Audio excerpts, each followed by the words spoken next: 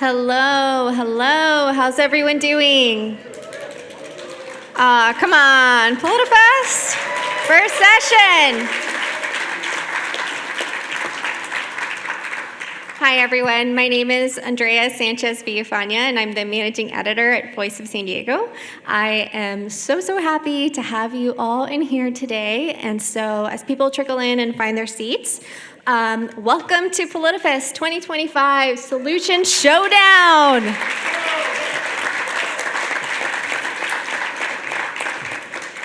In case you're not familiar with us, which most of you are, I am sure, and I'm sure all of you are subscribed to the Morning Report.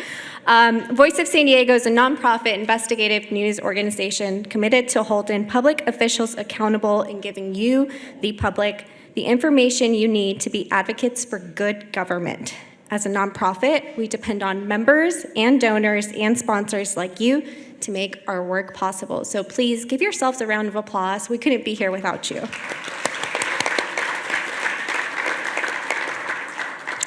I'd like to take a minute to recognize our sponsors. I've got a good list here for you, so please be patient with me. A special thanks to the College of Arts and Sciences at the University of San Diego for being our partner for our 8th year. 8th year. Woo. Our thanks also to the Sequan Band of the Kumeyaay Nation, Mark Nelson, Nelson Stakeholder Consulting, the San Diego Foundation, Hitski Development, Intessa, the Prebys Foundation, First 5 San Diego, and AARP. A very special thank you to Mark Nelson and Nelson Stakeholder Consulting and the Prebys Foundation for sponsoring this session. If I could have Mark Nelson come up and just say a few words.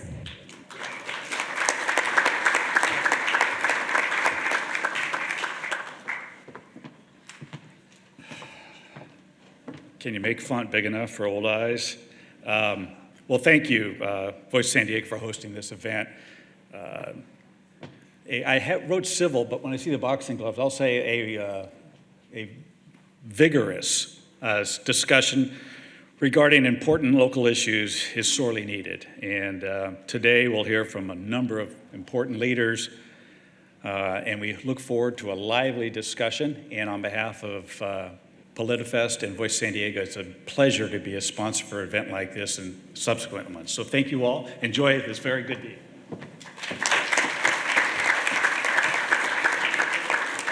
Thank you, Mark. And if I could have Tess Koreski say a few words. Sorry, you just, I think I just butchered it. Hi, everybody. I'm from the Prebys Foundation.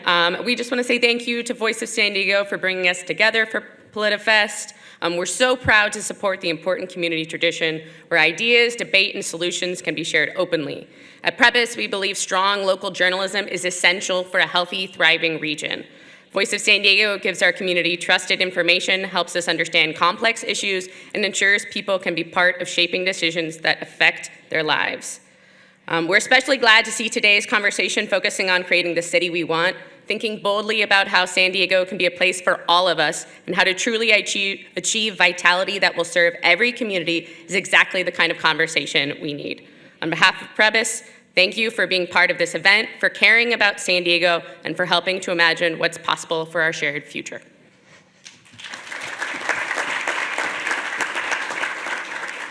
Now, since there are so many amazing panels today, if you're like, shoot, I didn't make that one because I went to this other one, don't worry, we've got you covered. We will be posting videos after the event of all our panels. I've also told our reporters, I need some content, so we'll have stories for you guys, don't worry. We welcome your questions. Use this little app to submit them through the sessions. If you need any help, please raise your hand and let our volunteers know. You can also tweet, if you're still on Twitter, with the session and share your experience by using hashtag Politifest2025 on social media and tag us on Instagram and Facebook. Now allow me to introduce your moderator, Will Huntsberry, Senior Investigative Reporter at Voice of San Diego.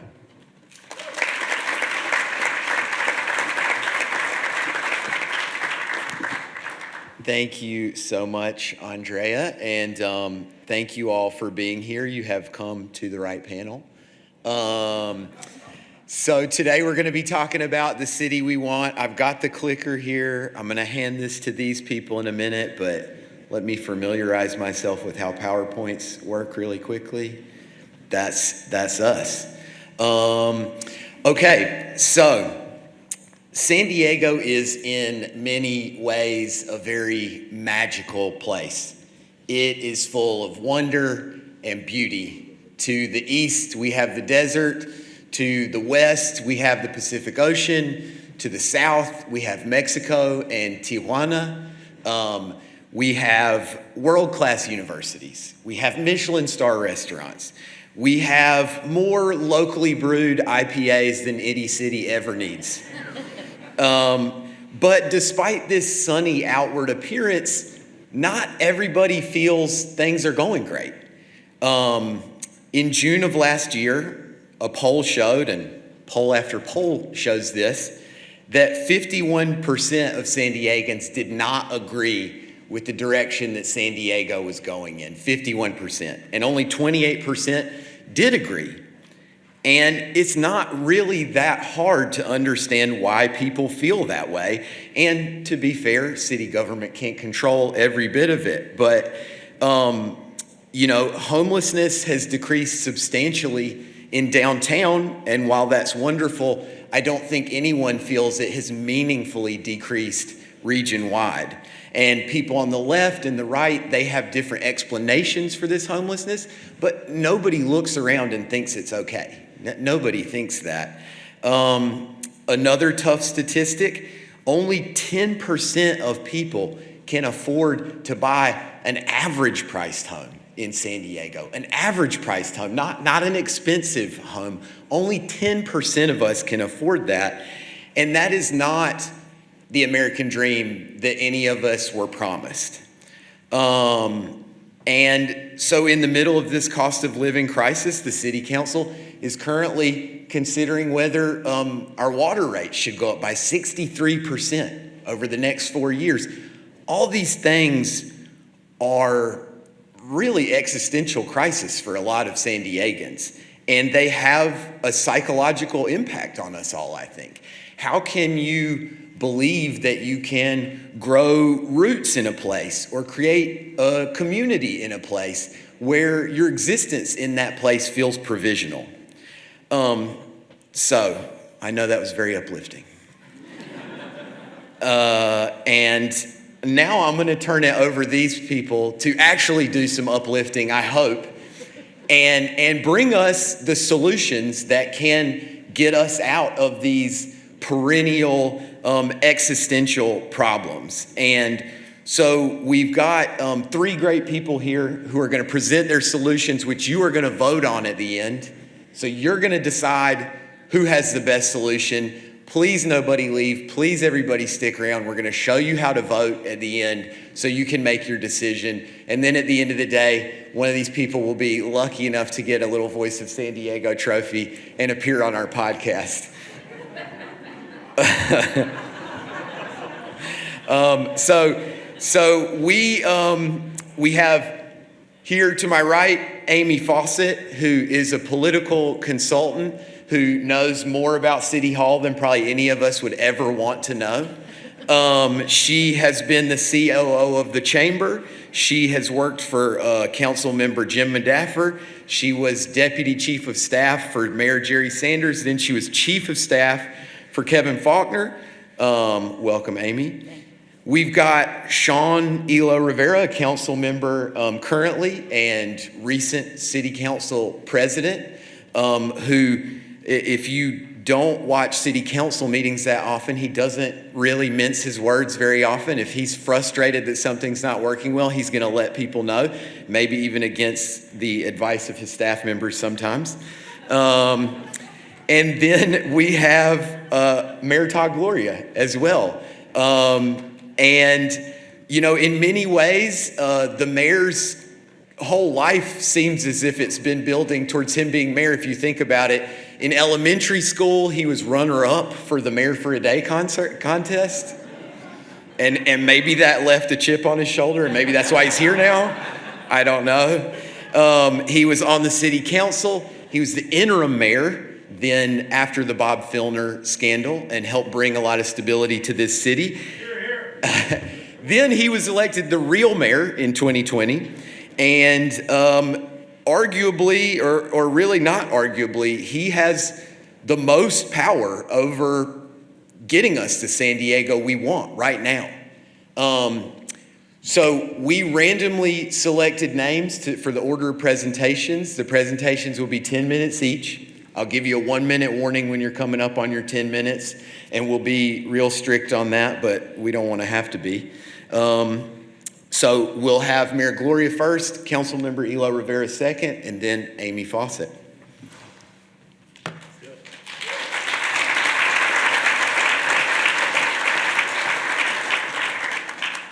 Well, thank you for the introduction. And if anything, my biography shows I'm just tenacious. So when talking about solutions for our city, I'm going to be persistent in making sure that we get where we need to go. And that's why I appreciate the chance to be here this morning to share a few of the things that we have done and what I believe still needs to be done at the city of San Diego. So good luck on this clicker. Let me give this a shot. So hold on. This is, yeah. Okay, that's sure. Okay, fine. So here's the deal. We are in a time of extreme financial challenges at the city. Not unique to the city of San Diego, most cities are dealing with this themselves. With the lack of resources, we have to be laser focused on fundamentals that I think can deliver us the city that we want. For me and my administration, it's 4 things. Keep us safe, build more homes, reduce homelessness, and fix the damn roads. And by the way, when I say fix the damn roads, that's a proxy for most infrastructure, recognizing that what I hear the most about from you all are the state of your streets. These are solutions these are challenges we've made progress on. In no way am I representing there's mission accomplished. There's a lot more that needs to be done. And I want to share a couple of suggestions, ideas, solutions that I think can help us make more progress on these 4 fundamentals that I believe are necessary to create the city that we want. So going forward, keep people safe. Baseline, number 1 responsibility, literally spelled out in our city's charter, AKA the city's constitution. I will tell you that San Diego has been and continues to be one of the safest big cities in the United States. You see the stats on the page in front of you. I think we ought to be proud of that. That is not an accident. It is a result of intentional efforts by the city and the community to drive down homicide rates, drive down sexual assault rates, et cetera, et cetera. Our teams that are doing that is fantastic. I'm grateful for every single one of them. I chose to focus this presentation on police, but that is inclusive of our fire rescue department and our lifeguards and paramedics. So the numbers are good, but I do hear from folks that they don't always feel safe. I personally think that has a lot to do with disorder in the public spaces, generally around homelessness and et cetera, but nevertheless,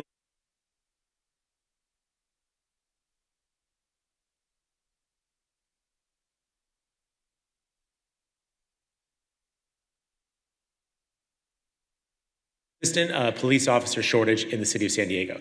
I see a lot of folks who've been involved for a very long time. I checked on Monday, we had 1,822 police officers in the city of San Diego. That is less than the 2,000 or so that is our stated objective. So what can we do about that in order to continue to keep you safe? Well, I believe technology plays a key role in this. We have utilized smart streetlights and license plate readers in order to get the crime decrease that you saw a moment ago, particularly around vehicle theft, over 20% reduction directly attributable to our license plate readers. I believe that technology will continue to play a key role in making sure that we can hit the marks that we need to, have the response times we need to, with the limitation of the officers that we have. What does that look like? Well, you see Chula Vista is experimenting with drones. I believe the city of San Diego should do the same. It can be an efficient and effective way to get units on scene immediately, clear the space, understand if it's a priority or not, and move on. I also know that our body cameras have been very successful. The city of San Diego was one of the first to implement it. We now have technology where AI can actually view the video and create the first draft of a police report, literally saving our police officers hours and hours of time, hours that can be spent out in the community keeping us safe. I think technology will be a force multiplier and one of the ways we can bridge that gap. That's one solution. Another solution, maybe a little more provocative, but here's the thing. We're about 200 police officers short. We have a harbor police department that consists of about 140 police officers that basically has overlapping jurisdiction. Obviously, they have the area around the bay, but when big incidents go down, obviously SDPD has to respond. I think that we should be, in this time of real challenges financially, we should be asking ourselves fundamental questions about the way we've chosen to organize ourselves and wonder if we can be more efficient, more effective by bringing the professionals that are at the Harbor Police Department into the San Diego Police Department. 140 officers added to our 1822. You suddenly get a lot closer to the 2,000 that has been our objective, and I think we can be more effective in making sure that we keep you safe. So that's a solution. Going forward, build more homes. Will was talking a little bit about this. Our policies at the city are working. They're not without controversy, but the bottom line is this: we're building more homes than we have in recent history, and as a result, rents are flattening out, and in some cases, going down. That's a good thing. We are permitting more homes than our peer cities throughout the state of California. That, I believe, is a good thing. We have to do more. What does more look like? Well, I think one of the areas that we could do more is to make use of underutilized city land. This is a vision of the Midway Rising project that the City Council will be considering later this month and throughout the balance of the year. But I would say, in addition to that, places like the old Central Library, the old City Operations Building in downtown, the 7th and Market property the City of San Diego owns in the center of downtown, but has not been put to use. Putting those properties to use to build more housing that is more affordable for San Diegans, I think, is a positive strategy that we can implement. We can do more of it, and we should do more of it. But here's where I think we have to do a lot more. We are seeing this explosion of new housing. That housing is generally at the upper end of the market, and about 25% of it is at the deed-restricted affordable end of the market. There's not a lot in the middle. And we have to figure out some way to get incentives in place that can actually create more middle-income housing and, more specifically, more home ownership opportunity. The vast majority of what's being produced right now is rentals. What does that look like? Well, I believe the city should embark on an effort to incentivize the construction of more middle-income for-sale properties. What does that look like? That's townhomes, that's row homes, that's bungalow facilities, things that are more gentle in terms of neighborhood scale, but can actually get us the units that the market is not currently providing. That requires zoning, that requires a permit process that is predictable and quick, and in doing so can hopefully communicate to hardworking, working and middle-class San Diegans that we want you here and we want you to stay here to lay down the roots that Will was talking about a moment ago. We're working on this in my administration now, and I hope to have a proposal for the council's consideration sometime in 2026. Our housing crisis is most clearly expressed by our homelessness crisis, and we are driving down the numbers of homeless in the community. Downtown saw a peak in May of 2023, about 2,200 on the street. This past month, it was about 700. Let me be clear as your mayor, 700 is absolutely unacceptable. We should have 0 people living on the streets, but the fact of the matter is 700 is a heck of a lot better than 2,200 that it was there 2 years ago. How do we do that? Well, we've radically expanded the number of shelters in the city of San Diego. When Mayor Faulconer left office in the ending of the COVID shelter at the convention center, had about 1,000 beds. Fast forward to today, we have knocking on about 2,500 or so beds and other shelter opportunities. We've been able to do that in 4 years' time with significant challenges like a pandemic, high inflation, et cetera, but we've been able to do it, and the numbers show. We still have major problems. So what are some solutions that I would suggest? Well, we need to have more accountability. To date, most of the accountability, in my judgment, has been about cities and about homeless individuals. You're going to have a panel at some point today about what do you do when homeless people decline services? And that's a real question to ask. I believe if there's a bed available, people should avail themselves of it. I think when cities are involved in this mix, the governor's right to ask us to make sure that we're showing what we're getting for the money. But that accountability has been limited really to those two folks. Where's the accountability for providers who may have beds that go unutilized? That should be unacceptable. We should have accountability for other levels of government. The worst encampments, in my judgment, right now are on Caltrans property along the state right-of-ways, areas that the city is not permitted to go until recently. We have a limited agreement in downtown San Diego. And of course, the County of San Diego is our primary responder for mental health and addiction. And so we need more accountability for their responsibility to care for the most addicted and the most mentally ill. Frankly, while the numbers go down, most people don't really agree or believe that that's true, and that's largely because what they're seeing are the people who decline services, who are acutely ill, and generally do not belong in a shelter. They belong in a mental health institution where they can be helpful. 2 minutes. 2 minutes, okay, real quick. So what is the big idea? Well, we need to have a massive expansion of detox beds and mental health facilities. If the city can go from 1,000 beds to over 2,000 beds in 4 years' time, there's no reason why the county and the state collectively cannot make a similar effort for mental health facilities that are more appropriate than shelters for those who are very sick. Last thing, fix the damn roads. I paved a lot of streets, but the fact of the matter is, if I haven't paved your street, it doesn't matter much to you. You want us to pave all of them. I understand that. We've been successful in making reforms, putting more money towards this, et cetera, but we need to do more. One of the things, the solutions, we need to make better use of the funds that we have. With the City Council's support, we passed a measure that allowed us to combine all of our citywide development impact funds to fund projects and get them off the ground. Rather than leaving them on the drawing board and wait to someday when we raise enough money through developer fees, we're now plowing those monies into projects and getting them underway now. That's good. My proposal around parking meter reform, specifically around community parking districts, is also a way to try and get existing money that we have into the community for improvements now. When we have the money on hand, we should use it. The truth of the matter is, in some cases, we have not been doing that. The reforms I'm advancing are intended to address that. We should do more of that. Last idea I would give you is that we recently embarked on a sales tax measure intended to address our infrastructure deficit that is estimated to be north of $9 billion. 30 seconds. The city's general fund is $2 billion. There's no way we're going to be able to do this with existing resources. The problem I heard from folks is, Mayor, I would support that because I know we need more infrastructure, but at a 2/3 requirement for a specific tax, it won't pass. So we do a general tax increase at 50%, but then people don't trust us or believe us that we'll use it for infrastructure. I believe we should consider inverting that and saying when it's a specific tax, you have a 50% threshold. That would pass handily, and we would have billions of dollars to reinvest in your neighborhoods and actually solve our infrastructure problem, which is critical to having the city that we want. Finally, we can do hard things, guys. I know the bad stuff is easier. I know it's clickbait. I know we're all on social media and we see it and we love all the bad stories and we click it and look at it. But this city has done big things and we can do more. Time. And here's just 6 examples of that. Remember, these things were controversial. There were people that didn't like them, but now you love them. We can get this done, everybody. Thank you for the time. Thank you, Mayor. Thank you, Mayor. Excellent job.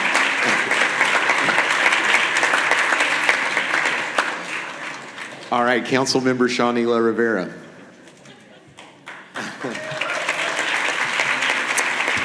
Great job. You can tell they're not used to this, and I like that. Well, no, I know you're going to hold me to the time. You held the mayor to the time, so now I know. Good morning, nerds. Great to see you. I am very much looking forward to this conversation and looking forward to doing this. All right, we're going to dive right in. Before we start, though, I do want to do a quick check-in to understand who's in the room. How many of you were born and raised in San Diego? Okay. How many of you moved here for college or graduate school? All right. And how many came here for another reason, maybe a job? It's a good number of people. And how many of you have gone somewhere as a San Diegan, maybe you as a tourist or on a business trip, and had someone ask you where you're from, and you say San Diego, and they say, "Oh my God, I love San Diego. San Diego's the best. I wish I lived in San Diego." Everyone in here has probably heard that, right? Good. We're going to come back to that in a second. So before we talk about how to be the city that we want to be, we need to decide what city we want to be. We can't get somewhere without knowing where we're trying to go. We can't create a thing without deciding what it is we're trying to create. At least we can't do that well. And I think we've kind of lacked for that conversation. And so I want us all to think about the city that we want to be. And as we're doing that, I'm actually going to ask you, it was perfect timing, Michaela, actually. I want you to think about the San Diegans who you love the most, who you love and care about the most. Everyone thinking about those people? I'm thinking about my son, thinking about my wife, my family members who live here, my sister, my parents. I'm thinking about my staff and my friends. You all should probably feel pretty good thinking about those people. And I want us thinking about the future that we want for those people. So as we're thinking about the city that we want to be, let's think about those folks who we love the most and care about the most and the future that they deserve. One other parameter that I'm going to put on us as we're thinking about the city that we want to be. Let's think about the city that we want to be, not the city that we don't want to be. So often in San Diego, it feels like our conversations are about what we don't want to become, not what we actually want to be. Well, I don't want to be LA. I don't want to be Miami. Not wanting to be something is not a vision. We need to want to be something. We need to define it for ourselves. And once we do that, and we pursue it with the love that we have for the people we care about most, we can do that. So here's what I believe our future can and should be. It needs to be a city where everyone who lives here sees a future for themselves. That means that my baby boy grows up believing that his kids, little toes, will be in the same sand that he gets to play in on his beaches. That the playgrounds that he's playing in today and grows to love are places where his kids will be able to spend time. It means that young professionals and students, I see Liliana, I think, who was an intern in our office, and I'm thinking about Rosa, who's a staff member of ours, who's at graduate school here now. Folks who grew up, I see some Price Fellows. The young people who love their communities, are making their communities better, believe that they will be able to live in these communities. That our graduates from SDSU and UCSD and USD believe that they have a future here. And that our seniors who've made San Diego what it is, who've laid roots here and love this place, that they will also see a future here. You can only believe you have a future in a city if you believe you will be able to afford to live in that city. And that means housing, childcare, transportation, and all of the things that we need are actually affordable. It needs to be a great place to work. That means working for the city and within the city. And then finally, safe and healthy neighborhoods that are connected as a city, not just a collection of neighborhoods, and we need to have fun. So how do we get there? We talked about all the people from around the country who we've met who've said that San Diego is an amazing place, how much they wish they could live here, how the tourists who come here because they love it. We need to tap into that. That is the gold mine that we are sitting on as a city that we have not made work well enough for San Diegans. It works great for people who come here on vacation. It works great for investors who suck tons of profit out of the city, but it's not working well enough for San Diegans. At times it can feel like we are living here to allow other people to make money and play here. That's not okay. And we can make it work for San Diegans. By doing that, we can fund the future that we deserve by having visitors and profiteers pay their fair share. And we need to be confident in what we have to offer. We need to have the confidence in San Diego that makes people move here from other places, that makes people want to come here from around the world.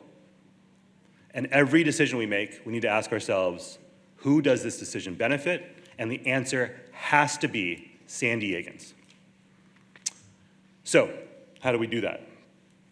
On the screen right now, you see a few of a few different ways to get there. On the left side, you see Torrey Pines Golf Course. This is one of the finest municipal golf courses in the world. We should be proud of it. I'm proud of it. People book trips to San Diego specifically to play on that course. They'll book years in advance. By charging an advanced booking fee, increasing that fee for non-residents, we can generate millions of dollars in revenue for the city. And we can unlock that to fund our Parks and Rec department. You see Mission Bay Park. Mission Bay Park is one of the most visited municipal parks in the country. Our beaches and bays are one of the main attractions that brings people here. And right now, visitors don't pay their fair share for accessing these spaces. They don't pay their fair share when lifeguards are saving them or preventing them from drowning. They don't pay their fair share for the roads that they drive on and the impact that that has on your commute. So by charging them an entry fee to Mission Bay Park and parking fees at the beaches, non-residents, we can, again, generate tens of millions of dollars in revenue for the city. And last but not least, on the far right side, you see a home that is called the quote-unquote Sandcastle. Currently listed at a modest $108 million on Zillow. This is someone's vacation home. In the weeks to come, our office is going to be proposing a tax on vacation homes and full-time, full-home vacation rentals. There are 11,000 homes in San Diego right now that are not being used to be lived in by San Diegans. There is a cost to that, and we need to generate revenue from that. We are projecting $100 to $135 million in revenue from that tax, again, on homes that are not being used as homes for San Diegans. Playgrounds for the rich and Airbnbs that have drained certain neighborhoods from the school children that are needed to fill classrooms and have really stripped neighborhoods of the character that they have. We use that revenue to build homes for San Diegans, by San Diegans. That tax that I just mentioned on vacation homes would more than cover the entire cost of our city's homelessness programming and have additional revenue there to do something that the mayor actually mentioned as well, which is help generate middle-income housing that the market currently will not build. And when the market will not do something, government has a responsibility to step in, and we can do that with this revenue. Every child in San Diego should have access to quality preschool and after-school care. 2 minutes. This city will not have a future if our kids do not see a future for themselves here, and if we don't invest in that, we will not have it. The revenue that I talked about from Torrey Pines Golf Course, that can help fund programs like universal childcare. And then finally, the infrastructure and city services worthy of a great city. The mayor talked about fixing the damn roads. We need to do that, but it shouldn't necessarily be you all that pay for that first. We should ask those visitors to pay their fair share. They come here, they use those roads, they use our resources, and they are not paying their fair share right now. It doesn't need to be that way. I'm going to just quickly mention this. Right now, we're at a crossroads with San Diego's key sectors really not working well for the folks who work in those sectors. We've seen labor strikes, we've seen strikes outside hotels, we've seen nurses on strike and other healthcare workers on strike. We need to do better. We took a huge stride forward a couple weeks ago by lifting the minimum wage. Thank you, Mayor, for your support in that. For tourism workers, that's going to ensure that the people who work here can live here. That is a basic fundamental of any decent city. We need to let community build community. Right now, it is incredibly hard for people who love their community and want to do good things to do those good things. We've done some work on that front. We've partnered with thousands of constituents in our district to plant hundreds of trees, to repaint almost every playground in our district, and to remove hundreds of tons of trash. 30 seconds. But we can make it easier. And last but not least, we need to stop killing fun, especially free fun. It is cruel to live in a city this expensive and not make it easy to have free fun. These are 3 headlines that should be from The Onion, not the actual news. And we can do better than this. We should be partners to those people who want to create fun in our communities, not fun killers. So with that, I will conclude before you say you're done. Hey, 2 seconds remaining. All right. Well done. Well done.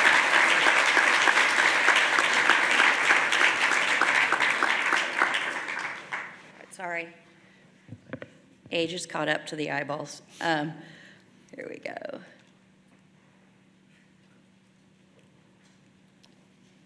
Is this me? Oh, there we are. Okay, thank you. I'm not really sure how I ended up on this panel. I'm not an elected official. I'm usually that person in the back cringing when my boss is not following my speaking points I gave him. We wanted to give you your shot, Aimee. Yeah. So, you know, I appreciate Will gave my resume, but there's a couple of things I think I want to just highlight, and that is where I actually started. So coming in January, it'll be 30 years that I've actually worked in and around City of San Diego government. I might actually see a former colleague of mine, Gary Debuscher, in the audience, who actually taught me and trained me on the importance of community and grassroots. So thank you, Gary. And what does that mean? Well, 30 years ago, I started as an intern for former Councilmember Judy McCarty. I answered your constituent calls, inquiries, and complaints. And I typed them into a form on a typewriter, a complaint form, walked them down the hall to the city manager's office, and hoped for a response. So I get it, and I understand the operational side of things and how hard it is to get things done. Since leaving the city in 2020, I've had the chance to step back and reflect. And what I see isn't a lack of effort or goodwill from our elected officials. It's that our leaders keep approaching problems in the same way and expecting different results. Here's the cycle. Residents make demands. Council tries to meet them. The bureaucracy says we need more money. Leaders raise taxes and fees, and we are rinse, repeat. Now, San Diego is already a great city. We're a Navy town, a border city, a biotech hub, a surfing capital. But when it comes to how the city is run, pride often turns into frustration because people feel their government isn't getting the basics right. A great city takes care of the basics effectively, efficiently, and equitably before adding new costs.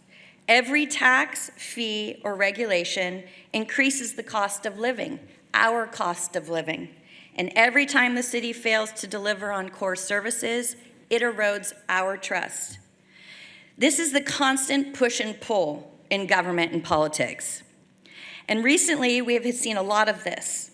Proposed sales tax increase in 2024, tax collection fee, parking fee, water rate increase, sewer rate increase, park fees, and several discussions on what's to come for raising taxes in 2026.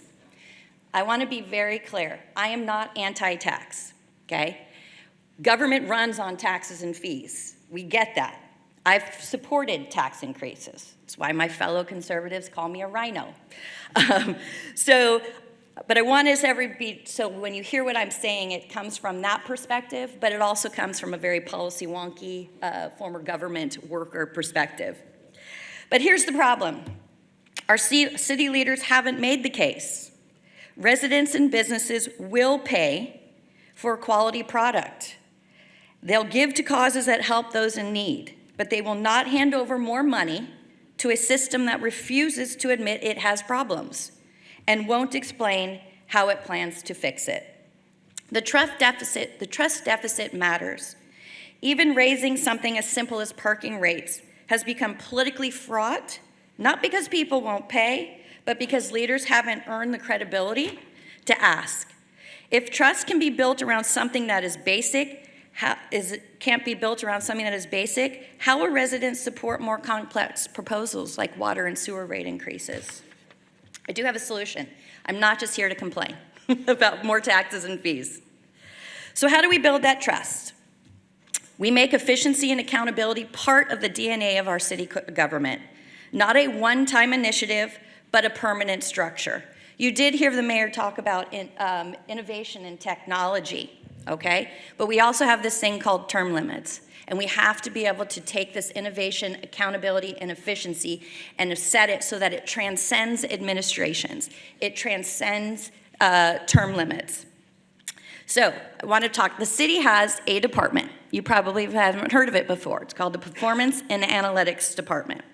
And what this department does, short term, it's called PANDA, serves as an internal consultancy that uses data, innovation, and process improvement to make city services more efficient, accessible, and accountable. It leads efforts in open data, performance management, and customer experience programs to help city employees deliver better outcomes for residents. How many of you have used Get It Done app? The Get It Done app actually came out of PANDA. This was a department that was created under former Mayor Faulconer's administration and is the brainchild of a former colleague of mine, I can't take credit for this, Almas Udries. For example, so how would we do this? So, creating the San Diego Performance and Innovation Office. Yep, it's an office, it's another department. It's actually an existing department, PANDA, but we're gonna supersize it. That ensures that core services are delivered effectively before increasing taxes or adding new fees, building public trust, keeping the city affordable and competitive, and strengthening the city's future sustainability through accountability and innovation. So think about this. It would be designed with independence, so the structure would be an independent structure, entity, that operates very similar, okay, not all of you may know how the Housing Authority operates, so I'm just gonna do really quick. The San Diego Housing Authority is an actual independent entity, and its board of directors are appointed by the mayor and city council, but it's a separate entity. Similar to the Ethics Commission, it's a department within the city, but it has its separate board of directors appointed by the mayor and council.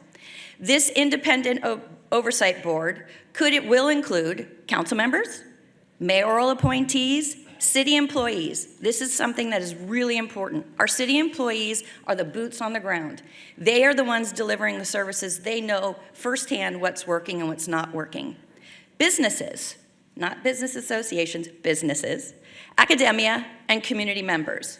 And it would be served by a professional staff dedicated, which is a dedicated team providing performance measurement, analytics, and support for city departments. The authority, okay, see, now I'm the city staffer here, or the former policy wonky person that has really gotten into the weeds here, so I'm sorry if your eyes are rolling in the back of your head right now. But this would be, as I said before, independent oversight. Management and staff report directly to the independent board, recommend corrective actions when benchmarks are not met, and track the results. Fiscal stewardship, provide cost-benefit analysis for proposed new programs, fees, taxes, before council consideration. And monitor cost savings and make recommendations to the mayor and council. Responsibilities, reviewing budgets, programs for return on investment, benchmark San Diego against peer cities and best practices, set measurable and efficiency targets, turnaround time, cost per service unit, and resident satisfaction. Publish public dashboards and annual state of performance reports. Not to take over for the state of the city. I don't want to step on the toes of the mayor. So, there is an authority the city has the authority. The mayor and council actually have the authority to create this type of independent oversight, to oversee service delivery, efficiencies, accountability, innovation, before stepping into the, I'm gonna raise your fees and taxes and that's how we're gonna get what you need. 2 minutes. So how do you do that? San Diego's a charter city, which gives its board authority to structure its own government, subject to the state constitution. The city charter allows the council to create boards, commissions, and offices by ordinance, with the mayor typically empowered to appoint, subject to council confirmation. And examples include the Housing Authority, like I mentioned earlier, the Success Agency Oversight Board, I won't get into that, and commissions and ethics. So you can do this through a council ordinance. And what you can do, if you really want this to be sustained and not subject to budget cuts and things like that happen, you could do a charter amendment, which would require a vote of the people. So yes, change is difficult, but the alternative of staying stuck in a cycle of rising costs, repeated tax proposals, and declining trust is unacceptable. If we do this, we can keep San Diego affordable and competitive. We can adapt responsibly to the future, and most importantly, we can restore trust in local government. Because at the end of the day, a great city isn't just what you see from the airplane window, which we all love flying into San Diego International Airport. I always look forward to coming home when I see that. Because it's whether residents feel their voices matter, their government delivers for them. 30 seconds. That's what the city we all want. I'm taking up some of their time. I'm taking Sean's 30 seconds. But I also offer this, and I want to thank you all for indulging this policy wonk on my idea, but I also offer to come and help the mayor and Councilmember Elo set this department up in an independent manner. Thank you. Oh, that was 8 seconds left. Nicely done, Amy. Okay, thank you all for, oh, yes, sorry, Andrea, I'm stepping on Andrea. Yeah, chill. Just kidding. So you can ask your questions. Now they'll have a very lively discussion. I'm sure it'll be fun. But if you scan the QR code, you'll be able to use our app where you can submit your questions. One thing I'd like to know is once you do download the Slido app, make sure at the very top of the screen that you have the correct panels, so it will automatically put you in how do we get the city we want. Just make sure that's there. Mayor's working on it here. You can ask your questions anonymously or type in your name, and you can also upvote or downvote questions. So if someone already submitted a question that you think is really good and you want to make sure that that's a question that gets asked, just give it a thumbs down. If you don't like that question, give it a thumbs up. If you don't like it, give it a thumbs down. Okay, I'm gonna try it. I'm gonna try it from right here because we can see it down here. You'll notice on the top right, it says Q&A, and then there's another one that says polls. If you hit polls, that's how we'll do the voting, but I'll explain that in a little bit. So give it back to you, Will. If you need any help, we have volunteers. I hope he is. I hope he is.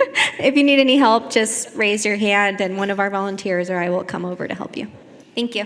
It's just independent oversight, Amy. That's all I'm doing here. Well, I want to thank you all for dealing with our format there and the time constraints. You know, putting politicians on a timer, that was kind of fun, I got to say. So I want to start with you, Mayor Gloria, and I want to get your feedback on something that Sean said. He talked, you know, because I think really, certainly you and Councilmember Elo-Rivera seem to agree on a lot of goals, and I think Aimee probably agreed on some of those goals too, certainly about safety and increasing officers.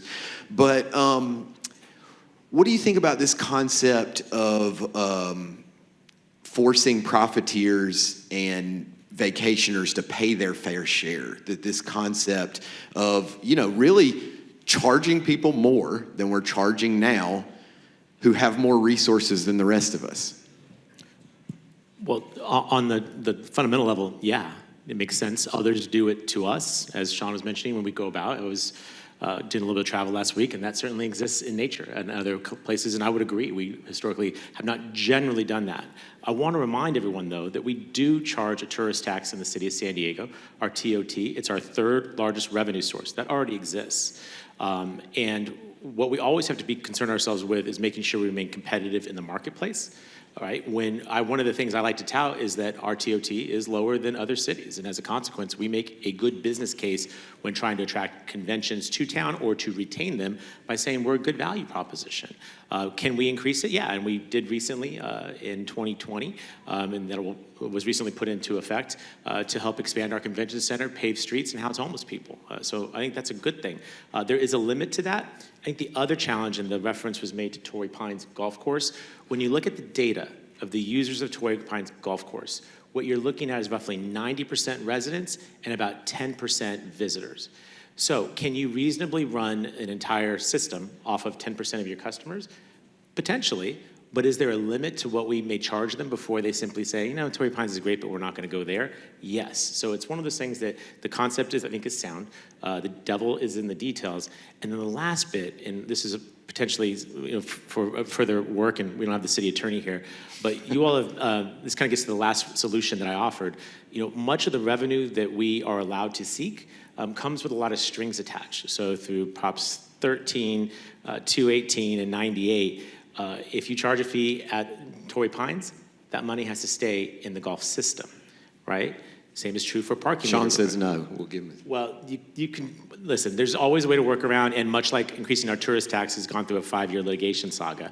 Yes, but you know, as the guy that's responsible for running the city day to day, I want to make sure that the idea is implementable and that we don't create worse problems than we have. But to your fundamental question and to his thesis, yeah, I think that there's something that's there.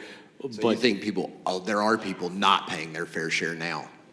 I think that when you see our tourist taxes lower than cities like Anaheim, Las Vegas, San Francisco, et cetera, could we put more? Yes, we could. But is that going to solve, in case of what I think is really challenging, whether it's the homelessness crisis, and that is a very expensive problem, or probably more acutely for the city, what is our jurisdiction? It's infrastructure, right? I already shared with you, that problem is measured by $9 billion or more, right? Is it reasonable to assume that these resources would generate the kind of dollars that would help solve those problems? I don't know that the answer is yes. It's better than nothing, no question. But when we're trying to solve problems, and I think this is the trust deficit, right? We've heard of this new plan that's going to solve this issue. I remember once debating a measure around the infrastructure fund that I currently have to live with. I didn't win that debate at the ballot box. That was said to solve our city's infrastructure challenges. Here we are 8 years later, 9 years later, it has not done that. So I look at a lot of proposals with a lot of skepticism because I think what you say should have a reasonable chance of actually delivering the end result. What he's suggesting would improve the situation, no question. Would it solve the problem entirely? Probably not. Is that a reason not to do it? No. But I think we should be very transparent with what is actually achievable by some of the solutions that are suggested here and elsewhere.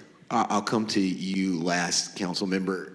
Aimee, tell me what you think about that. Do you think companies and tourists are paying their fair share now? Let me answer it to you tell you to you this way. First and No, foremost, just hit me straight. The one tax that I did support was the TOT increase in 2020, which was Measure C, that is now caught up in the courts. That is to go to the expansion and modernization of the convention center, as well as homeless services and streets. It got little shy 2/3 vote by like 0.5%, which is absolutely frustrating, but that is a significant amount. So that, hopefully that, once that gets through the courts, that will add more revenues to the city's infrastructure.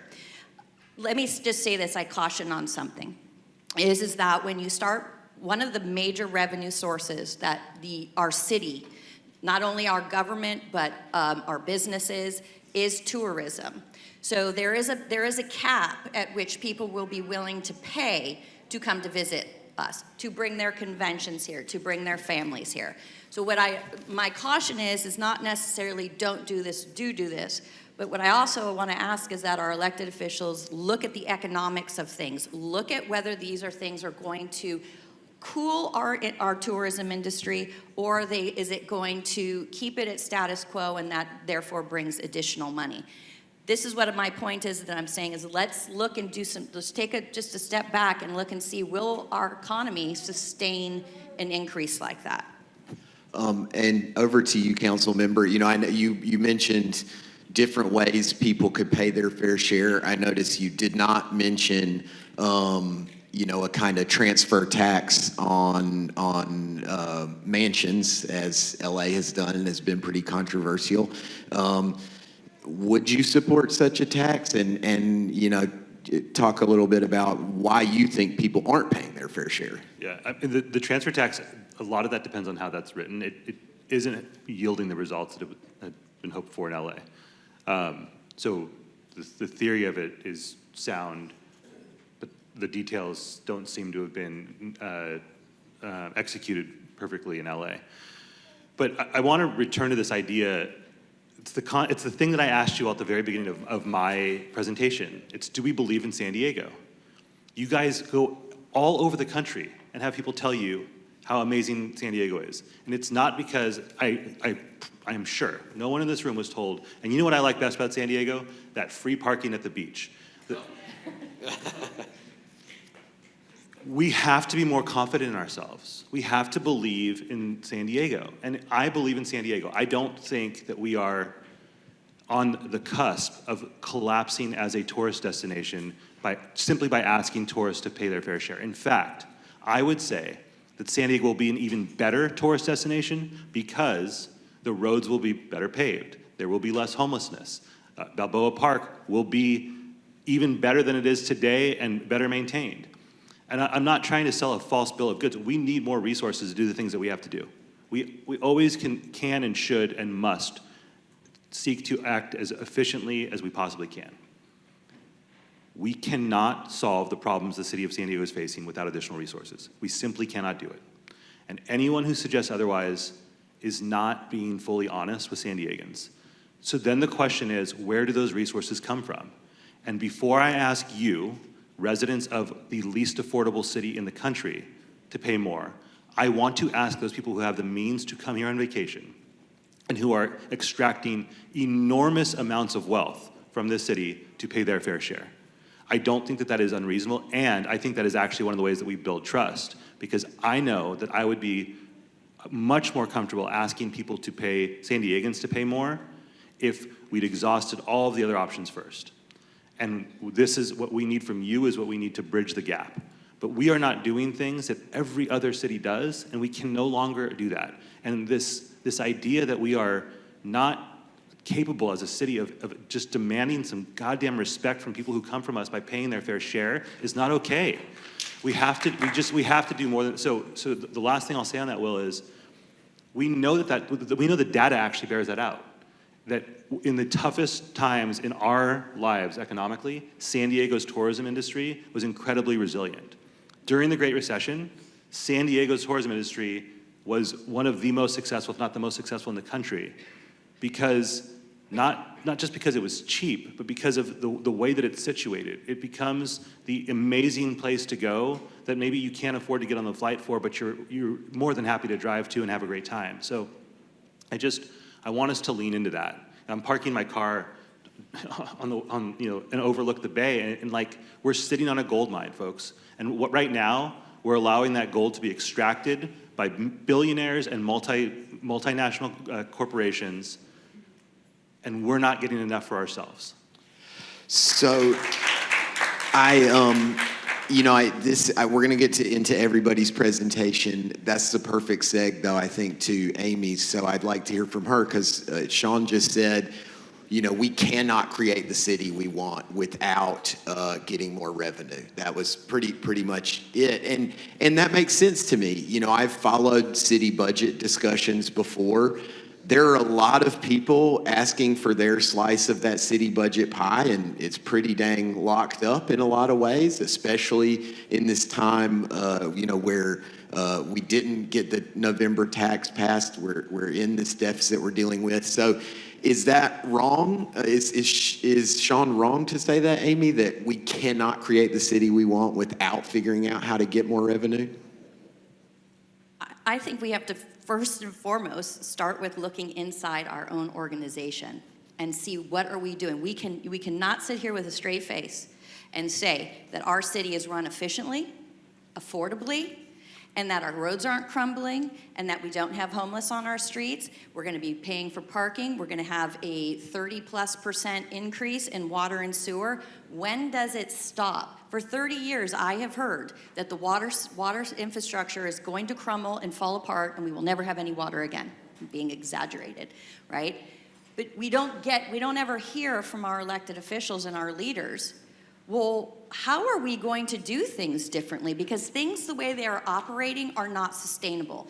It will the point is, and from my proposal is, can we at least start by putting it as the forefront, looking at ourselves and saying, hey, what are we doing efficiently? Can we save money doing something differently and shifting it over to this department? Maybe this department grows, maybe this one goes away.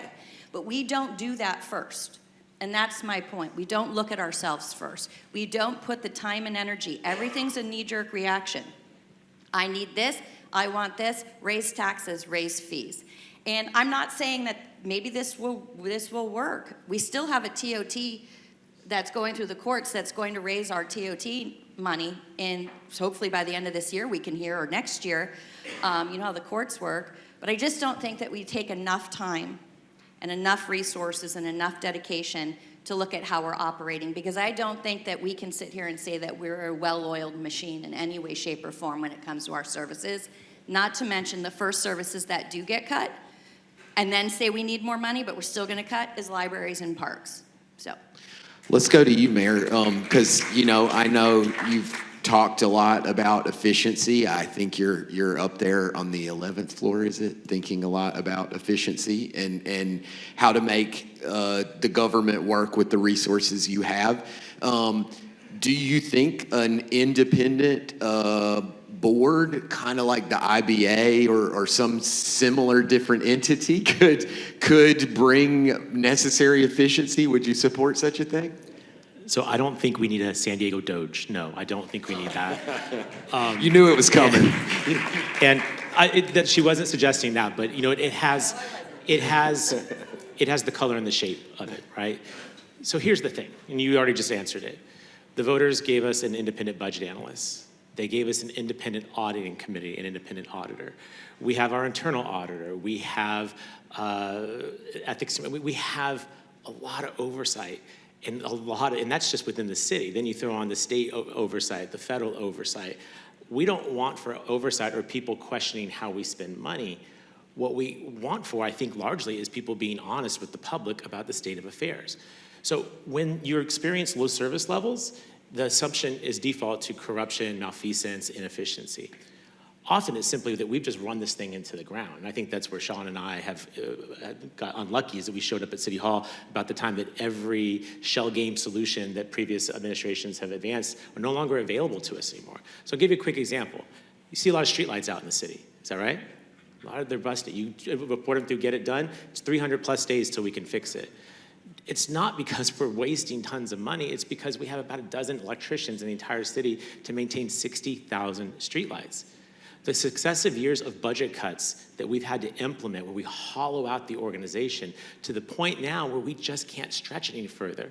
And I'm the guy that's left having to be honest with you. And I've always promised across 17 years in elected office that I will never lie to my constituents. Sean is right, we do not have enough resources. Can we try and become more efficient? Yes. Should we prioritize? That was exactly my whole presentation, if you were not listening when I said it. I think the fundamentals are, if we're a safe city that is addressing our homelessness crisis and fixing our roads and providing people places they can afford to live, the rest will flow. But right now, what we've done is hollowed out this organization, largely and in part because we continually set up these new organizations that, guess what, have an executive director, have an assistant, have staff, have rent, have oversight. They have to pay electricity bills and water bills too. All of it adds up. So suddenly, I am having to cut reservoirs that will, cost the city 180 grand a year, because guess what? That's what we pay one of these independent overseers, right? So forgive me if we haven't seen these solutions time and time again. And like I was saying in the last answer, they haven't worked. They haven't got the results there. Sometimes it's the simple answer, which is that we are the 8th largest city in the country, but we are financed like a small town. And I think that's where Sean and I come in agreement. We have to do something differently. We may disagree on how we get there, but fundamentally, it is not the need for an Elon Musk style person coming in here and second guessing everything the city is doing. We got plenty of those already. What we need are the resources and the ability to actually execute, or conversely, to agree that we're going to be a city that focuses on a fewer set of things. But generally, as you mentioned, when we suggest that, people are like, no, but that's my thing, and I want you to continue to do that. For me, I've been clear. Keep us safe, more housing, less homelessness, fix the roads. Yeah, and I'll defend Aimee's presentation a little bit. I think we talked about it before, and that is not what you're going for, a Doge style thing. You just want an independent board that has people duly appointed, not just 22-year-old coders thrown in to make the city perform better. And yes, and that is not what I'm talking about. I'm talking about taking an existing department, existing resources, and empowering it over administrations. Right now, it is a department under the mayor and the operations side. That is not putting, you could have a next mayor come in and they can get rid of it. You can have cuts, we'll cut that. It's the consolidation and bringing forward the current resources that we have. Heck, put the IBA on the board. But what we're not doing is we're not putting it first. And with all due respect to the mayor, as I've heard, everybody is at goodwill. Everyone's trying to do their best. But if I have heard that I am now the previous administration did all their hat tricks. Do you know how many mayors I've worked with, and I've heard that before? Back to Susan Golding, if any of you remember Susan Golding. It is the constant thing. I can't cut anymore. I can't cut anymore. I can't cut anymore. I just believe that we can, if we're putting it more in front of us and having independent employees, management, business, whoever else, mayor and council, IBA, auditors, that we're putting it first in priority, and that helps build the trust with the public when you're going out and raising taxes and fees, because I don't think they're very happy right now. And that is my point. So let me go to Todd's presentation now, because we got to keep bashing through. And so hopefully we've aired that out decently. Poor choice. Okay, thank you. My question to you, there's two things I want to talk about from your presentation, Mayor. I want to get to the port and SDPD police, but we got to talk about housing. That is at the core of this whole thing, obviously, in this affordability crisis. You talked about increasing those middle houses and ownership as well. So there's a proposal floating around out there. I'll describe it for y'all really quickly. It's a little wonky. It might sound it, but I think it's actually pretty revolutionary in some ways. Some people want to end minimum lot sizes. Right now you can't have when you build a single family house, it has to be on a lot of a minimum size. And so that can prevent townhouses and it can prevent very modest density from occurring. So, I mean, what I'm curious about, Mayor, is, will you support that minimum, getting rid of minimum lot size in that effort to increase that middle stock of housing? So it's a variation of that. I mean, so my position's always been that we're not going to build anything anywhere, right? Like what we're trying to do is focus in on what we need the most, which is more shelter beds, more affordable rentals, and first-time home ownership opportunities. That's where the market, as was mentioned before, is not performing. Now, does it make sense to do that in areas that are far away or outside of our city? Well, generally, I don't have control over that. And frankly, that adds to other sets of issues around traffic, emissions, et cetera, et cetera. What we try to focus on is what we call sustainable development areas, where there is more flexibility in those areas. And I think that continues to be the focus of where we want to place homes close to jobs, near existing infrastructure, within our city limits. So it is a zoning play. There's some help that we need from our state partners around construction defect litigation. There's other things that will actually speak to whether or not, because I can permit it, or I can zone for it, but people may not pull permits for it, right? And that's a challenge that we have, and this is the work that we're doing now to try and actually make it real. I think the thing I worry the most about, the mayor said we're going to solve that middle income housing issue, right? Yeah, and then it doesn't happen, right? So we are being very thoughtful in making sure we do this the right way, which gets back to your question. It's not a hatchet approach. It is like being thoughtful about where can we put this so that it can actually get done. So it'd be certain places in the city. Within certain places and close to transit, close to jobs, where there's existing infrastructure. I think that's where we need to focus our development concerns, because you all have been very clear. You think La Jolla would actually secede if you tried to end minimum lot sizes there? They're not going to secede.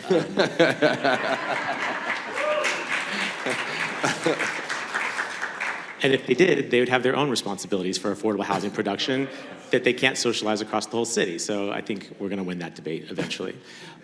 I want to can I get Sean to weigh in on minimum lot size real quick? And, would you end it across the whole city? Is that too much? Well, I think what the mayor said is important. What are we unintentionally incentivizing that we actually don't want to happen by doing that everywhere rather than where we most want it and need it? And so I think it's for those of us who consider ourselves YIMBY and pro-housing, sometimes taking like that position of no minimum lot sizes anywhere, that's a great punchline in a YIMBY meeting.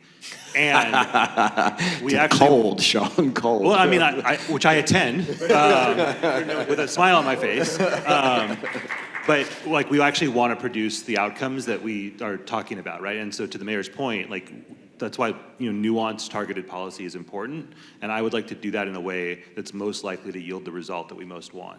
Can you say more on it, Mayor? We'll come back to you too, Amy. But how that sounds amazing, getting more home ownership and more middle homes.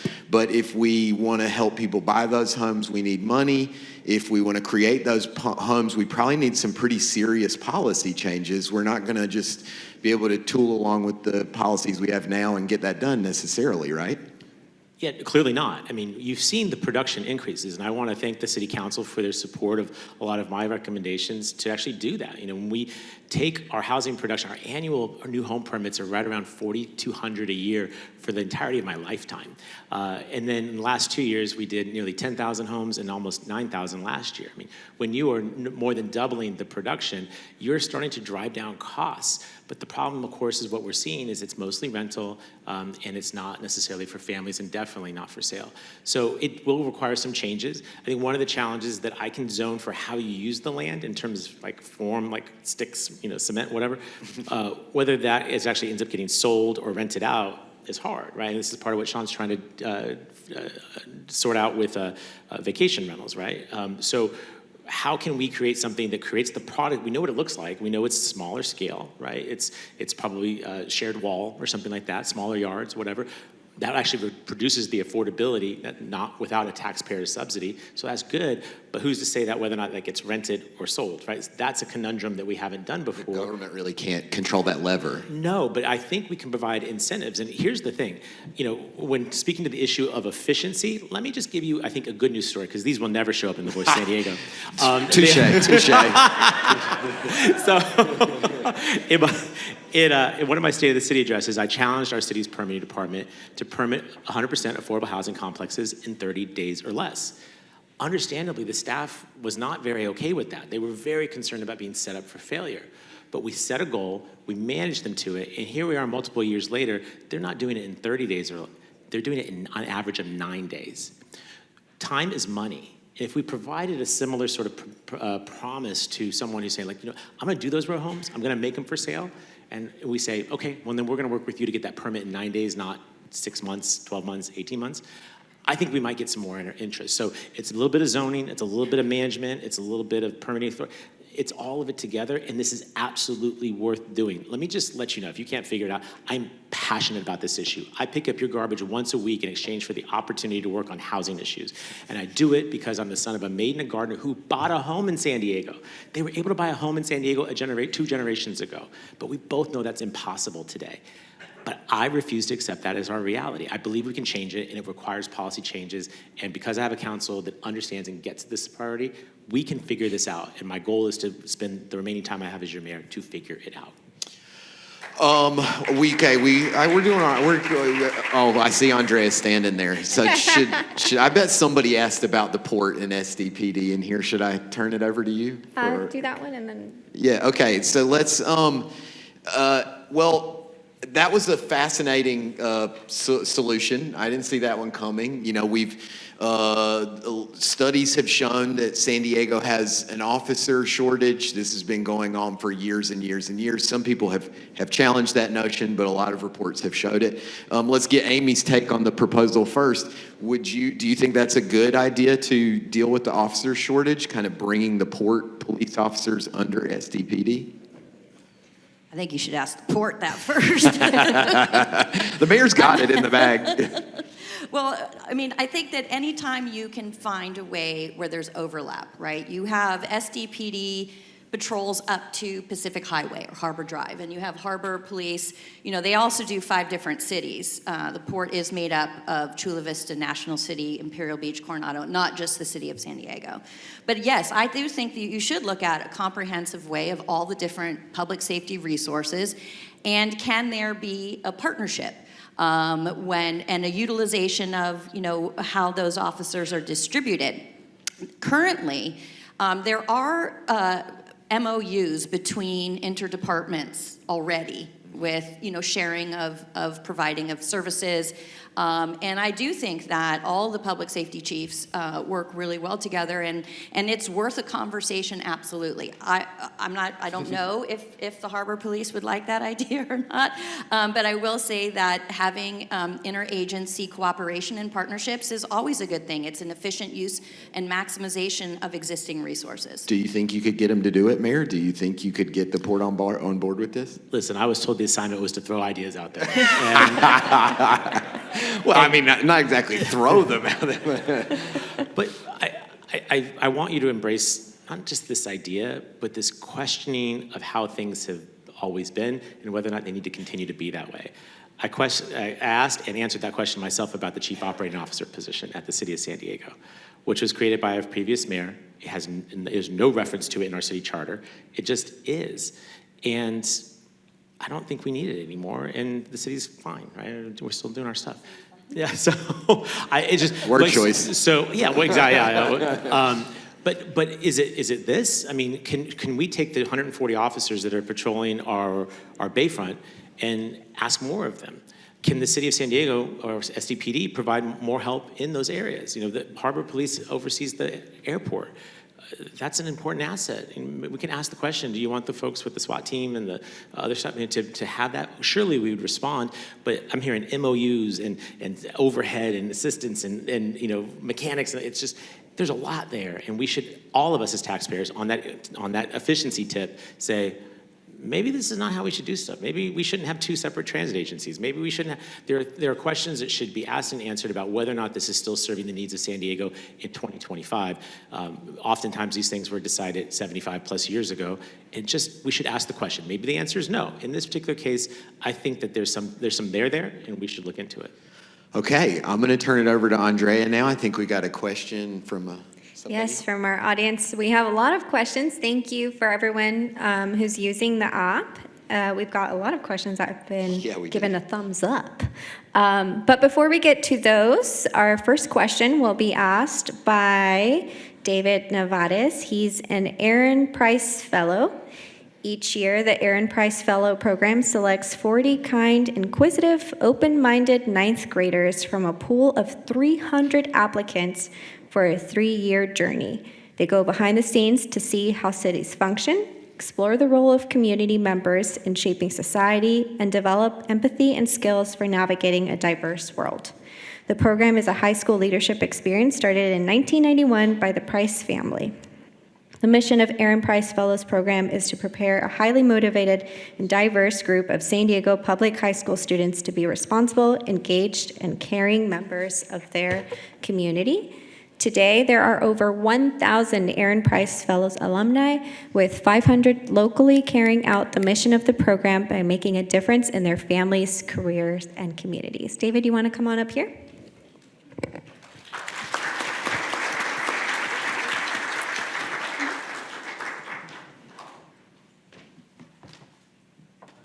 Yep.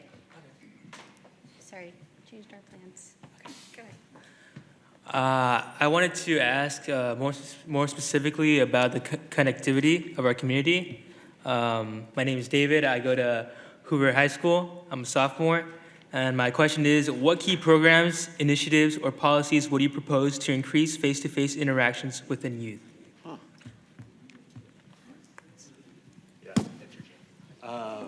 Thank you for the question. So we could do a whole nother panel on this, but I'll try to keep this relatively tight. So it starts before young people start school, and I think there's a lot of opportunity for the city to partner with the school district to increase access to quality preschool. It is a huge, huge cost that is crushing families' ability to believe that they can live in this city over the long term. And look, if San Diego fails as a city, it will not be because tourism leaves or business leaves us. It's because the people who make San Diego work leave and no longer, that is how we get hollowed out. And a big part of that is preschool. And then there's after-school care as well, right? There's childcare. There's ensuring that you and your friends have more programs like the Price Fellows program to go to. So I think our Parks and Rec department and our library should have programming where every young person in the city sees something for them in those spaces, and where parents can believe that their kids will be safe and loved and put on track for a good future by participation in those programs. And that means partnering with nonprofit partners. That means us having the Parks and Rec staff that we need to run those programs. It means expanding our Employ and Empower internship program, which has been wildly successful in the city of San Diego. It's funded by the state, so that young people like yourselves can begin internships with the city, so that as soon as you graduate from high school or college, you're on track to have a career with the city. There are a lot of opportunities there. Before I was a council member, I ran a nonprofit where I worked with youth to advocate for and organize for the future that they want and deserve. And there are so many opportunities there, but for way too long, and we are changing this. Youth were an afterthought for the city. The city said, that's the school district's deal. Well, that was a complete betrayal of young people in San Diego and of our responsibilities as a community. Young people don't solely exist on the school campuses where they are attending school. They live whole lives, right? And we should be investing in them accordingly. We should be taking that responsibility accordingly. And here's the other thing. That, like, in terms of efficiency for safety, there is nothing that we can invest in more effectively than giving young people positive opportunities.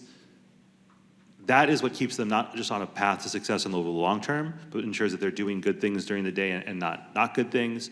So there's just so much return on investment there. So the last thing I will say is that's where your ideas matter as well, because you don't need a millennial telling you, right, what sort of specific activities would attract young people to participate in. What I want to do is create the structure so that you can come in, tell us that, and then San Diego sets it up so that you all have a place to be, a place where you want to be, and you're safe, and you're invested in, and you're on the path that you deserve. Anybody else want to weigh in, or should we move to the other audience questions? Okay, thank you so much. Thank you, Amazing David. stuff. Okay, I've got the questions in front of me, and you know, I am a little surprised by the ones at the top, but you know, people have told me that San Diegans think about efficiency a lot, and so sure, and taxes, and clearly they do. 42 likes on this question. If raising new funds is not enough to support, if raising new funds is not enough to support things we need to make San Diego better, what do we need to spend less on? So I guess people are pretty seriously want to know if there's places where we can find efficiencies. Do you want to take it first, Mayor? Well, I mean, I answered that question earlier this year with my proposed budget, and you know, the reductions are unacceptable. Aimee mentioned, you know, that always defaults to parks and libraries. It isn't because that's what we want to do, but that's where there's flexibility, right? In terms of, we are legally mandated to pick up your garbage, to provide you with clean water, to respond to 911 calls. So much of what the city does, there's not flexibility on what we do. We must provide that service. So when you pull all those out, when you pull all of the things that are funded by special funds for which there's no flexibility, you're really left with a very small pie that's there. I do think that there have been a fair number of boutique things that have been created by different administrations. Point out the Faulkner administration created the Performance Analytics Department. My administration has continued it and added to it. It does serve its function by finding efficiency, but it is something that didn't exist a few years ago and does exist now in an environment where we have 12 electricians and 1 locksmith serving the whole damn city, right? So fundamentally, I think we need to focus on priorities, and I think that's making sure the public safety departments are fully funded, that we're fixing our roads, that our permit department is responsive to businesses' needs, and that we respond to the human crisis of homelessness. Everything else after that, we should question, and we should right-size to the resources that we have and hope that if folks want to adjust that they can do that at the ballot box. But for me, the 4 things I have are very clear. I think after that, we're right to question and adjust. I tried to do that during the budget process. That generally was not successful. The council directed me to go back and find some more revenues, and that's what we're doing now. Councilmember Elo-Rivera, is the mayor right that there's no wiggle room on public safety, on police spending? Do you think there could be? Sorry if I misquoted you there. Or you didn't say there were no efficiencies. We've asked them to become much more efficient on overtime, and that is being done. And hats off to Chiefs Wall and Logan, because fire has us too. They're working on that. But in general, you've not been pushing cutting the police budget. Listen, man, if you don't feel safe, you ain't gonna stay here. I don't care how expensive the housing is, you're gonna go. And businesses are not gonna, tourists will not come. We have to be very clear that we will have a trained professional on your doorstep when you call 911 within a few minutes. That shouldn't be negotiable. Look, the mayor and my council colleagues and I are trying to fight our way out of the conservative death loop right now. The city was, and this is the way it works. You leave the city stripped down for parts, sitting on blocks. You've poured the oil down the storm drain. You fired the mechanics, and then you say the car's not running. What's wrong with you? That's where we're at as a city, and we have to resource it right. So, and I say the same. My progressive friends, they want to say cut the police budget in half. And I have the honest conversation with them as well. We need more resources as a city. We have to do it. So sure, we always have to work to be as efficient as possible. Every taxpayer deserves that. There's no easy way out of this without additional resources. Like that is a truth. There are no streetlights on without people to repair those. When the mayor and I started in our current jobs, the 12 people that we had were fixing streetlights, like that department was like, the vacancies were 20, 30, sometimes over 30%. So we have to resource this city well enough to hire the people that we need to do the jobs that people expect and want. So we'll dial it in. We will institute almost every single recommendation that the auditor makes when they do an audit. But folks, we need more resources, and the question there then is, who does that come from? Not whether or not we need them. Aimee, what could we spend less on? Easy one for you. I agree. When it comes to public safety, that is a hard one. It's important to have a fully functioning, fully staffed police department and fire department. But to answer directly, I don't know that. I haven't been there in a long time, so I don't know where the excess is. I do know that not every function within the city needs to be done by a bureaucracy, by the government. It can be looked at to be looked at. The private sector does do things well. I'm not saying public safety. But there are things that we can looking at. But you can't sit here and tell me that, well, we're looking at it. We're cutting departments. We're looking at efficiencies. Oh, we don't need an oversight committee to do that. With respect to the mayor, this mayor's not going to be here in 3 years. Okay, the next mayor could come and cut the performance and analytics department and the efficiency department. So this is the point of what I'm saying is that first and foremost, we have to do a deep dive. And when you have 9,000 employees, 7 to 6 labor bargaining units, these people cannot. And I've been there. It is very hard on your own to take a deep dive into whether these services are being delivered efficiently. Maybe these services need to be cut. Maybe the city government doesn't need to be doing them. But you said no libraries, no parks, no trash, no cops. Okay, well, let me ask you this. How many of you think the city of San Diego administers and monitors their real estate assets very well? Someone who's been knee-deep in it, I'm not going to say, I was there, I'll just throw it out there, that dirty, nasty word, 101 Ash, right? We were in over our head. So my point is there are functions like that within the city, and that is not the only one that we should be looking at and looking at outsourcing. What the city attorney will tell you is that the city cannot outsource any function. It's not in the charter, right? It's not. Well, you know what? We'll put that in the charter, a vote of the public. So I'm saying that there are departments within the city, like real estate assets, that can be done differently. Trash? Okay, this is another dirty one, right? Everybody excited about paying for trash? It's one of those things that I actually believe is a fee that needed to be looked at. Absolutely, 100%. We're one of the last municipalities, probably. That's why she's not a registered Republican anymore. That's why they kicked me out. That's why they kicked me out. I still believe in efficiencies, I still believe in accountability, and I still believe that we need to focus first on how we can cut costs before we start adding them. Not saying that we don't necessarily need to add them. I'm saying we don't do enough good job putting that as a priority first. I think just really quick, Will, I want to make sure, because... All right, yeah, both of you get very quick. It's not that we can't look for partnerships outside the city, but this idea that it'll always be done cheaper, better by the outside is not true. What they do is they get us, they put us in a corner where they're the only option. Who is the most low-cost, efficient road repair firm in the city of San Diego, in the region? It's the city's road repair people. They do it the cheapest per mile by a long shot.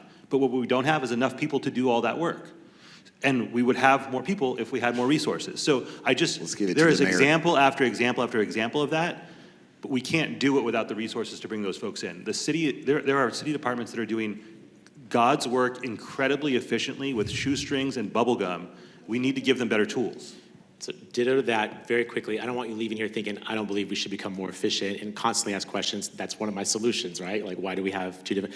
Maybe to give you an example, we have a human resources department and a personnel department at the city. Two separate departments. And wherever you work, you probably have one of those, not both, right? Why? Because the voters require us to have a personnel department. So if you want to combine them, it takes a voter action, right? This is what I'm talking about, is every time the solution looks very simple, when you start getting into it more, you realize it's more complex than that. And it's not a reason to not do something, but it is a reason to really ask questions about when things sound super easy and very solvable and just a quick fix. It is rarely that. But that would be, we should have one department that does that stuff. But should we do it for a vote of the people with a special election that would cost millions of dollars? Yeah, probably not. I mean, things being tough, sorry, we're going a couple minutes over here, but, you mentioned how tough it is, and no doubt, I cannot imagine how tough it is to get the gears of government to move. But something that I think probably a lot of people in this room, myself, find pretty terrifying is how Donald Trump is finding ways to make the gears of government move. And do you think if we don't, But do you think if Democrats don't figure out ways to put their hands on the gears, then we're going to be more at risk for just more and more Doge, more and more Trump?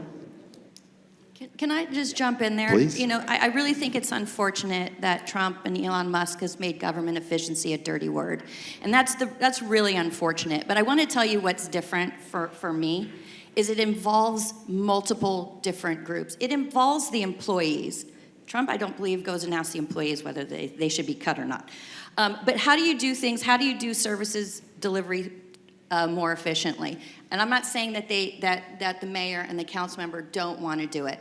I'm just saying that it's not the first thing that comes to mind. But I guess all the time. regardless of efficiency, what I'm saying is just like the people in this audience and San Diegans feel like government is really acting. Do you feel like they feel that way, Mayor? About what Trump's doing? No, about what the city of San Diego is doing, sorry. About like, do they, Trump is clearly acting and most of us are horrified by his actions, but I think that sometimes people in San Diego just feel the government isn't acting. So first off, Donald Trump will never be the template for how we govern San Diego, period. Not happening. And let's be clear, his action is motivated by self-interest, self-enrichment, corruption, and evil, and angry, and hatred. We're not doing that. And where is the oversight on him saying, where's Congress at? They've abdicated. I have a city council ask me a lot of questions. That doesn't happen at the federal level currently. So if to the extent that people don't see that same kind of thing, I'm not doing this job to enrich my family and build my brand. That's ridiculous. That's not happening. I will abide by the law, and when the city attorney says we can't do something, we're not going to do it. If it says that it takes a longer path, we'll take the longer path. If I have to bring it before the city council, we'll do that. None of these are facts and evidence at the federal level currently. I think the last thing I would say is that we should fundamentally try and do things differently. My fear for our democracy, in addition to Donald Trump, is Amazon. Go with me on this real quickly. When you can order the most obscure, idiosyncratic product off using your phone and get it delivered to your house in hours, if not days, and the city of San Diego tells you that we'll repair your streetlight in 300 days, the gap between expectations is massive, right? And the point I think Sean and I are making, and to an extent Aimee as well, is that we have to reform our government to match the public's expectations. And right now, increasingly, I believe that your expectations are set by what your phone is able to accomplish. We have gotten on the phone, right? We have an app, but the service levels are what they are. And I'm here to tell you that we can always be more efficient. And there can be, we're a large organization, there may be some bad people and they're doing bad things and we try and hold them accountable. But the bottom line is, if you are sending a streetlight repair request and there's only a handful of people that can do it on a limited budget with fewer light bulbs than they had the year before, we're not going to meet the expectations, and we have to change that, and that requires efficiency, that requires reform, but it also requires new revenue. Okay, yeah. There's Shut it another down. really Great, cool thing. That was awesome. There's another really cool thing you can do on your phone, and that's vote for your favorite solution. Yes. If you haven't already, raise your hand if you need any help. Our volunteers will come by. Voting will remain open for about 10 minutes after the panel's over. So if you have any trouble placing your vote, you can do that. Go ahead and do that now. I do have some preliminary results. I have early returns. Is anyone interested in early returns? Early returns, yeah. Or do you guys want to wait? Give us the early returns. Early returns? Okay. So everybody stick around, vote. We'll help you vote if you haven't voted yet. I'm out. The number one question was efficiency. If my Wi-Fi works, let's see. Oh. Okay. Oh, yes. Can we have Yeah. some of the volunteers go around and help anyone who has their hand raised? I'll also stick Julianne around. doesn't want us to do the early returns. She's trying to shut it down. Julianne said no early returns. Sorry. I don't know. Okay, no early returns. I think you can overrule her, Andrea. We may be influencing other people's Let's. Yes, Okay. yes. All right. Well, everybody. thank you for joining us. We have lunch next.